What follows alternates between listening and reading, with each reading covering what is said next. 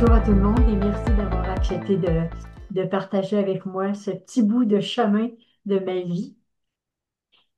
Euh, je suis née à Shawinigan le 8 décembre 1951. Donc, déjà, j'avais quelque chose d'une famille qui était catholique, pratiquante, puis on était 5 enfants, 2 gars puis 3 filles. Ma mère, c'était une femme au foyer, comme beaucoup, et mon père était pédicure, donc toujours sur la route toute la semaine. Ma mère était réceptionniste de mon père, puis elle souffrait de problèmes aux jambes, puis elle s'occupait de sa vieille tante à la maison, mais elle s'occupait très bien de nous autres, tu sais. À 5 ans, j'ai eu des problèmes qu'on pensait de la polio, et finalement, c'était de l'arthrite rhumatoïde qui a laissé des séquelles sur mes relations avec l'école. Comme ma mère venait d'avoir mon petit frère, j'ai commencé l'école au privé avec un professeur qui était membre de l'Assemblée des frères chrétiens, qui était à Shawinigan. Et puis, ce que j'ai appris plus tard, là. Mais dans ce secteur-là, la maison là, où est-ce qu'elle était, elle était vraiment bizarre, hein. Elle avait des sombres volets, toujours fermés, elle semblait vide. Puis, mais j'aimais la maîtresse. Puis elle me parlait de Jésus, puis elle était très douce. Donc, c'est un temps que moi, j'aimais beaucoup, alors que les gens se rebutaient avec ça. Mon amour pour les choses de Dieu, je l'ai acquise par mon père, qui avait un amour pour le cœur sacré de Jésus. Il avait passé 10 ans chez les frères d'instruction chrétienne. D'ailleurs, il en est sorti parce qu'il y avait une malformation au genou qui faisait en sorte que la communauté appelait ça de l'orgueil parce qu'il ne pouvait pas se mettre à genoux. Donc, il a été obligé de sortir. Je l'accompagnais souvent à l'église pour faire mon chemin de croix. D'ailleurs, c'est comme ça que j'ai commencé parce qu'à un moment donné, j'ai failli me faire tuer par une auto. Puis mon père m'a repris, puis il a dit, bon, ben, après avoir fait les commissions, on va aller à l'église, puis on va en parler avec Dieu. Et puis, je m'assoyais au pied de la croix, moi, pendant que lui faisait son chemin de croix, parce que disons que j'avais 4 ans, 5 ans. Et désormais, il me disait, Dieu va toujours être à tes côtés. Puis la croix, moi, elle me faisait pas peur, même si c'était une grosse croix toute ensanglantée avec le Jésus dessus. Il disait, non, il dit, il m'expliquait le pourquoi, puis jusqu'où Jésus était allé sur la croix, puis qui avait payé pour nos péchés. Donc, Jésus m'avait vraiment aimé, qui disait et que désormais, il sera toujours là à mes côtés, puis que si tu es seul puis que tu en as besoin, ben, tu peux toujours venir à lui. J'ai apprécié ces moments passés avec lui où il me lisait la Bible et où plus tard on en discutait parce que c'était nos temps entre deux patients, des fois qu'il recevait, de pouvoir parler avec lui, le peu de temps qu'il passait à la maison.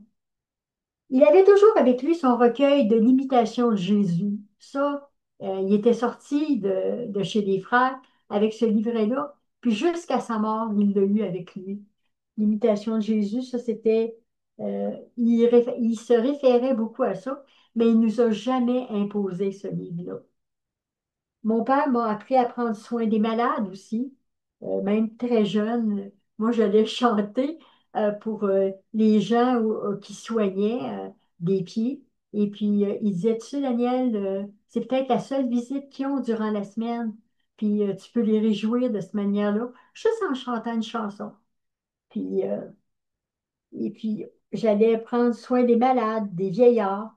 Puis, il m'amenait avec lui le samedi surtout pour visiter ses patients qui était incapable de se déplacer. J'ai appris la valeur du travail bien fait, car pour lui, là, il n'y avait pas de sot-métier. Fais ton travail bien, puis Dieu, il va répondre à ce que tu fais, puis tu vas en être satisfait toi-même. Donc, parce qu'il dit, il y a juste les sots gens euh, qui aiment pas la valeur du travail ou qui n'aiment pas se donner à cœur dans leur travail. À l'adolescence, j'ai développé un goût pour les divers besoins autour de moi. Tous les matins, j'assistais aux messes avant la classe. Le soir, j'accompagnais mon petit frère qui servait les servantes de Jésus-Marie. Le samedi, je travaillais à l'hôpital comme aide et j'écoutais les patients qui me racontaient leurs problèmes. Puis je travaillais à l'ouvroir paroissial. Je comptais la quête du dimanche, je chantais la chorale, je m'occupais de la JEC, de la JOC, puis plus tard des échanges bibliques. Ça, j'étais une personne qui était tout le temps occupée parce que je n'avais pas vraiment de vie sociale avec les gens à l'école. J'étais plutôt seule, sans être seule, parce que j'étais entourée des personnes qui avaient ces besoins-là. Puis, conscience que le monde a des problèmes, des doutes, des susceptibilités, des manipulations, des injustices, des violences gratuites qu'il y avait dans le monde. Moi, j'avais, comme mon père était jamais là, puis que ma mère, elle, ça ne l'intéressait pas d'entendre parler de ça. Mais j'avais un prêtre avec qui je pouvais parler de mes préoccupations entre le bien et le mal, puis de mon désir aussi de rentrer chez les religieuses, pas n'importe lesquelles, là, les cloîtrées. Tant qu'à y être, on met le paquet. Suite à un conflit vraiment marquant avec ma mère, ben, il m'a conseillé d'aller à Montréal, d'abord pour prendre soin de ma belle-sœur qui venait d'accoucher. Et puis, ça s'est enfui. C'était la vie qui s'ouvrait à moi. C'était l'exposition 1967. Tout était nouveau. L'année suivante, j'ai travaillé avec ma sœur dans une résidence de personnes âgées, là, à temps plein. Puis, je vivais chez les Sœurs de la Providence. C'est là vraiment que j'ai pris conscience que ma naïveté qui se confrontait à la réalité d'une grande ville était, était assez grande. Hein, ma naïveté, il y avait de la manipulation, de la jalousie, de l'agressivité, la convoitise, l'impureté. C'était un monde que je connaissais comme pas. En 1968, j'entre au Cégep Saint-Laurent. On m'a trouvé un travail de nuit dans une école d'enfants spéciaux. Donc, j'avais plus de problème d'argent, là. Je pouvais travailler, puis j'étais logée, puis une partie, j'étais nourrie, une partie entre les repas des enfants.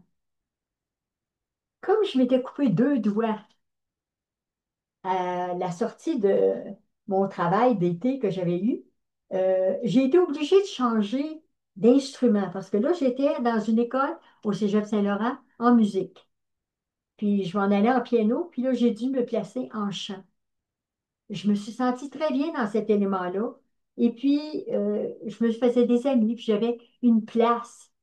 Ça, c'était drôle parce qu'une place, ce que j'avais jamais eu avant.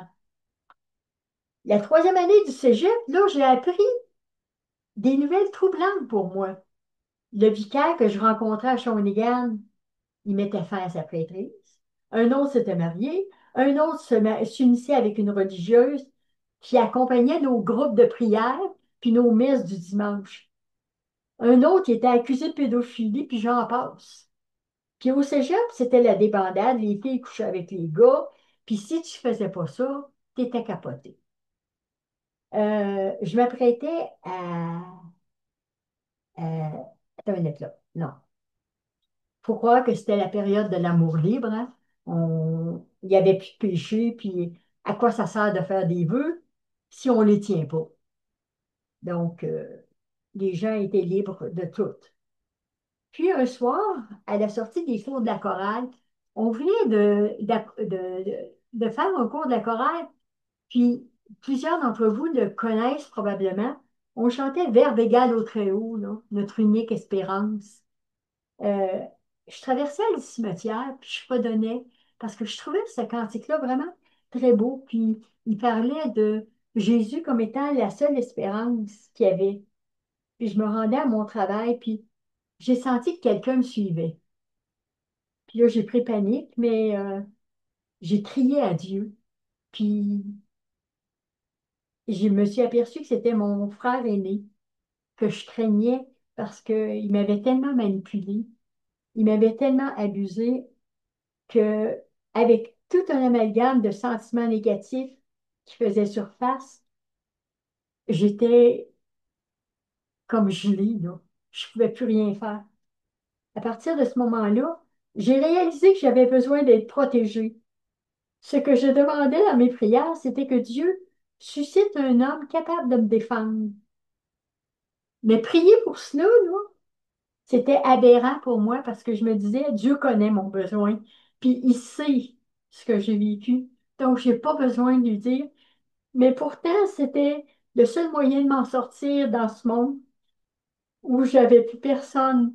Parce que j'avais essayé d'en parler à mes parents, puis à ma mère, pas à mon père, mais à ma mère, puis euh, enfant de chienne.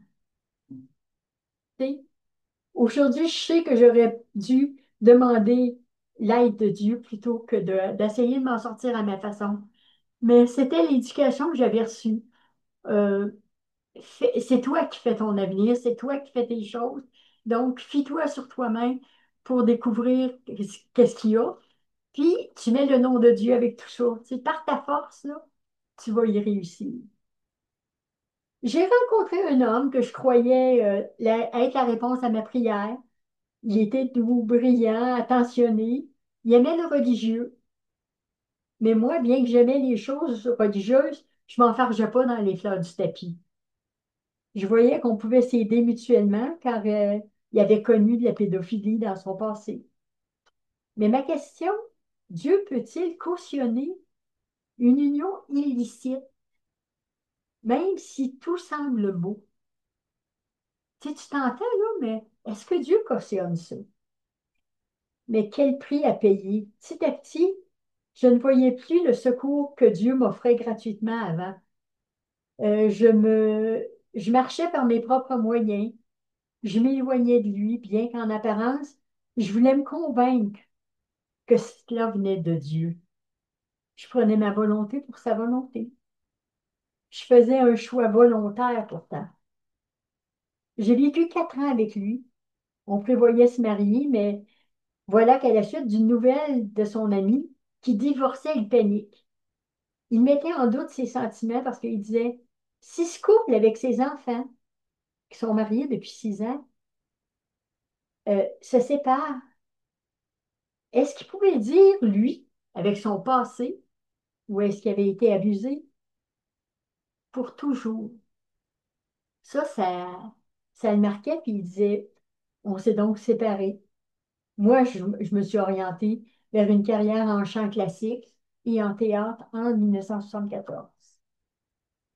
En 1975, un autre coup dur, alors que je me sentais tout seul, un autre coup dur, je perds mes parents en avril et en août, alors que j'entre au Conservatoire de Montréal. Désormais complètement seule, je me plonge dans les études et ma carrière. Bien que ce monde m'apparaissait futile, menteur, violent, cupide, jaloux, c'est toutes des choses qui, à un moment donné, là, tu regardes autour de toi et tu te dis, ouais, ça se peut pas. Je perdais mes illusions, mais je réalisais que le fait de perdre mes illusions m'obligeait à réorienter ma vie et à faire des bons choix pour moi. C'était toujours, bon, mais comment je vais m'en sortir avec tout ça?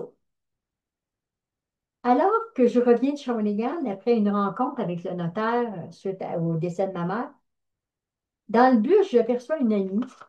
C'était bien la dernière personne que je m'attendais à voir. Elle avait habité avec moi et sachant que j'appréciais les choses religieuses, elle me dit, j'ai trouvé enfin ce que tu cherches.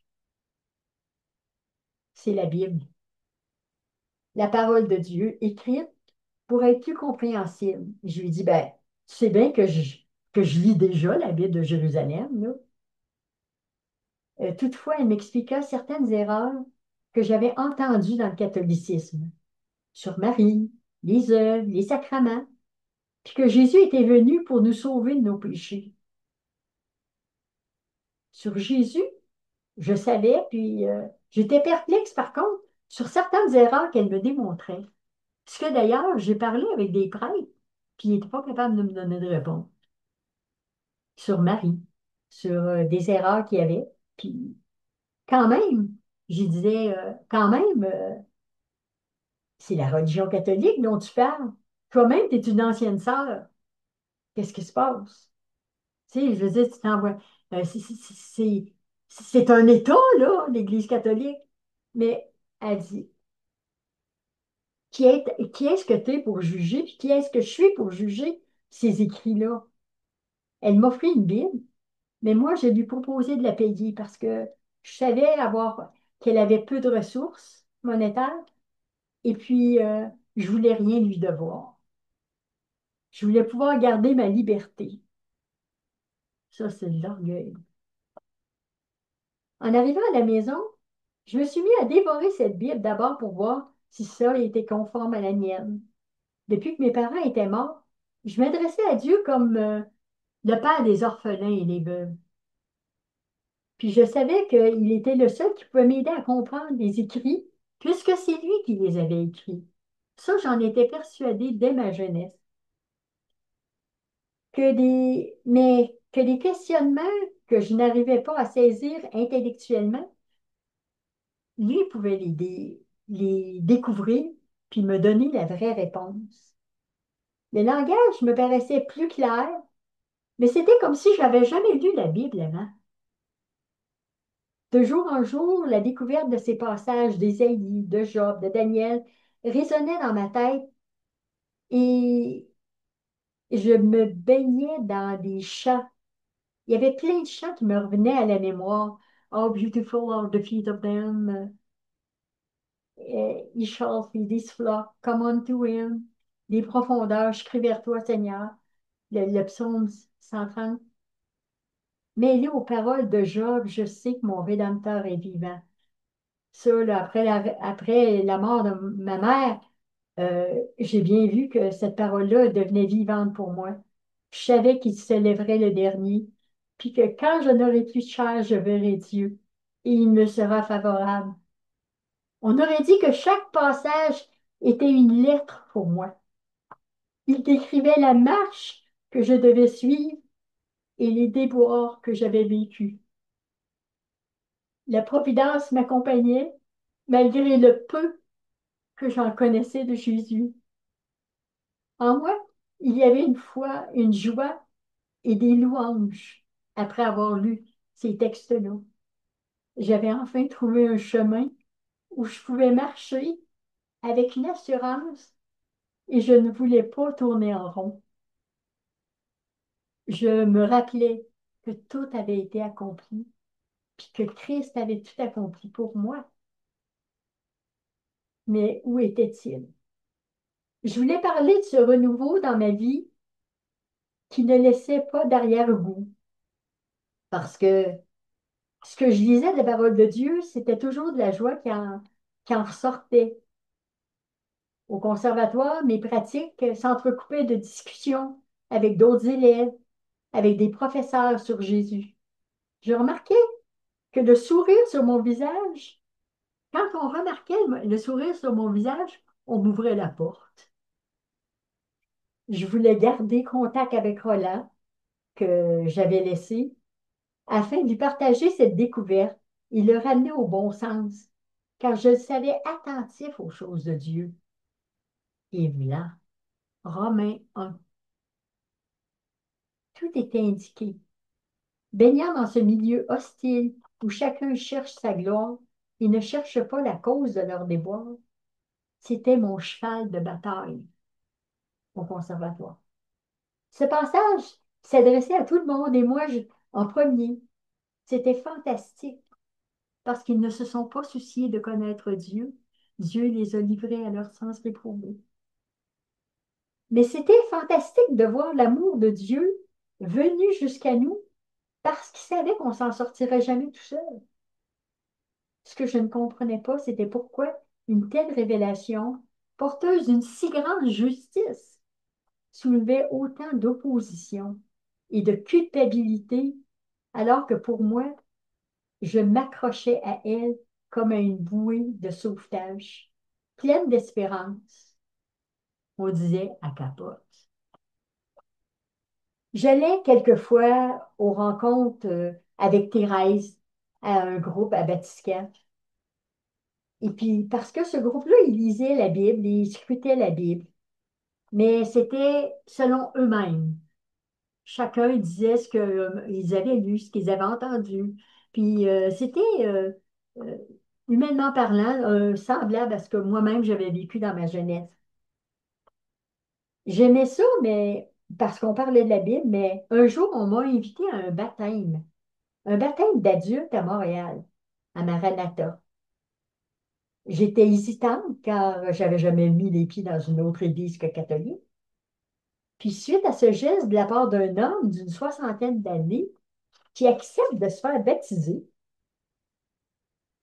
je compris que je devais faire aussi un engagement public personnel qui démontrerait mon désir de laisser les rênes de ma vie entre les mains de mon Sauveur qui m'avait pardonné et d'abandonner ses péchés avec la certitude que lui me soutiendrait et me conduirait par son esprit dans cette nouvelle vie.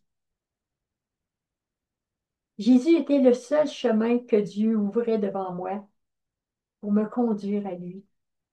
Je ne connaissais pas encore toute la profondeur d'un tel engagement et l'impact d'un tel amour, mais c'est de lui que je voulais être revêtue pour remplacer les lambeaux que je laissais par terre. Je m'appuyais sur sa parole. Ce qu'il dit, il a le pouvoir de l'accomplir. Sa puissance vivifiante, je la découvrais un peu plus chaque jour. Demandez et vous recevrez. Frappez et on vous ouvrira. Je n'étais plus seule. Ne crains rien. Je marchais, je trébuchais, je tombais, mais il m'a toujours relevée avec douceur et fermeté. La parole du psaume 119, 49, souviens-toi de la promesse faite à ton serviteur, puisque tu m'as donné l'espérance. Ça, c'était un leitmotiv à toutes les fois que je me trouvais piégée. Puis il me revenait alors le psaume 37 pour me préparer à faire face à ces pièges. Ne t'irrite pas contre les méchants. N'envie pas celui qui fait le mal. Confie-toi en l'Éternel. Fais le bien. Fais de l'Éternel tes délices et il te donnera ce que ton cœur désire. Mets en lui ta confiance et il agira. Garde le silence devant lui. Espère en lui et il agira. Ce que je désirais, c'est être avec lui, puisqu'il avait répondu à ma demande d'être délivré. En 77, je lui ai demandé de m'utiliser pour le service où il voulait. Et voilà que je me suis retrouvée à Trois-Rivières. Ça, c'est assez spécial. Parce que, alors que j'offrais mon offre, que mon aide à une amie qui venait à Montréal pour un emploi, puis sa lessiveuse, elle l'avait lâché. Le téléphone sonne. C'était une offre d'emploi à Trois-Rivières. Mais je n'avais jamais fait d'offre d'emploi à Shawinigan, à Trois-Rivières. C'était une réponse à ma prière. Je disais, oups, puisque on me demande à Trois-Rivières, puis que j'ai jamais fait demander, j'ai dit, ça vient juste de Dieu. En fermant l'appareil, ça sonne à la porte. C'est un ami qui me demande si je veux l'accompagner à Shawinigan pour aller porter de la peinture pour son père, mais que d'abord, il devait passer par Trois-Rivières-Ouest. Hein? Ni un ni deux, je lui demande de me laisser au carrefour Trois-Rivières-Ouest pour la rencontre. En désaccord avec mon choix, il a cédé quand même de m'amener. Dieu était là. Alors, j'ai été acceptée pour l'emploi. Je devais commencer en fin d'août. On était en juillet. Le soir même, je me suis trouvé un appartement, signé le bail, représentant une semaine de travail et même plus. Dieu pourvoira. J'avais aucun doute. Je me disais, je suis pas là sans sa volonté. Il va s'arranger avec le reste. Durant cette période-là, je suis devenue famille d'accueil pour ma nièce. Mon frère, que je redoutais si souvent, était obligé de laisser sa fille à la DPJ. Puis moi, je suis devenue famille d'accueil. Il m'a donné une autre famille à aimer aussi, une mère et sa fille, qui fut un réconfort pour moi pendant cette période-là. Puis aujourd'hui, ben, c'est ses enfants qui veillent sur moi souvent. Dieu m'a accompagné et encouragé dans mon travail en me permettant de parler librement de sa parole avec mes étudiants et avec même leurs parents. En 1981, à la faillite de cette école, il m'a donné la parole. Je mets devant toi la vie et la mort. Choisis la vie afin que tu vives. Je voulais choisir la vie. J'ai choisi la vie en Jésus. Alors je me trouve sans emploi, sans argent, mais Dieu a pourvu. Quand les montagnes s'éloigneraient, quand les collines chancelleraient, mon amour ne s'éloignera jamais de toi. Quand j'ai pleuré, il m'a consolé. Quand j'ai crié, il a entendu. À chaque étape de ma vie, Dieu a gravé dans mon cœur un chant d'amour, un cantique à mon Dieu. Dieu n'agit pas sans dessein ni sans but. Son serviteur, il éprouve et veut le transformer. Rends grâce au Seigneur, même si la route est longue. Dans l'épreuve, Dieu donne la joie. Lui seul avait la clé qui pouvait ouvrir mon cœur, un amour inconditionnel. Que pouvais-je demander de plus d'un Dieu qui a envoyé son Fils vivre, souffrir et mourir sur cette terre pour moi, qui ne le cherchais même pas, puis qui ne le méritait pas, qui ne méritait pas un regard de lui. Mais par amour, il s'est donné pour moi. Il m'a pardonné afin que je vive et que je connaisse lui, le seul vrai Dieu, et son Fils Jésus-Christ qu'il a envoyé.